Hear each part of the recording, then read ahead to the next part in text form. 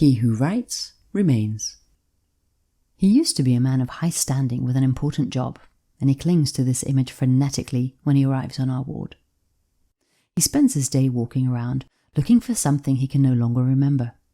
He writes down all the information he can gather in his notebook, phone numbers, names, streets, but also parts of articles from the newspaper, as if collecting facts makes life more concrete for him, more tangible, more understandable. He often asks me to write things down in his book too, because I write so clearly. It strikes me how beautifully he still writes. He does it very precisely, with the tip of his tongue between his lips and his fingers clasped tightly around his pencil. He invariably loses his pens and pencils. They're everywhere. He insists on calling his family to bring new ones. The drawer of his nightstand eventually bulges with writing utensils. Later, reading glasses are added, because he can no longer always read what he writes properly. During the Corona period, he writes touching letters to his family, that he's doing well, that they should try to visit him with some fruit from the orchard.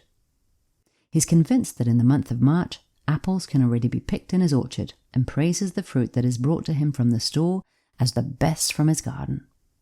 As his dementia progresses, he forgets his notebook more and more often.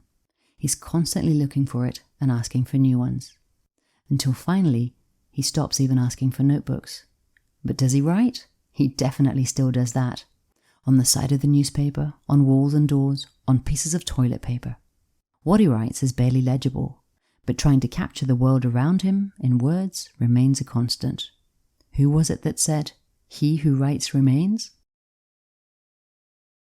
Talking About Things is a project by the Lucas School of Arts, the Flanders Centre of Expertise on Dementia, the Regional Centre of Expertise MEMO, VVSG, and the University of Leuven, with support by the Flemish government, Flanders' Care.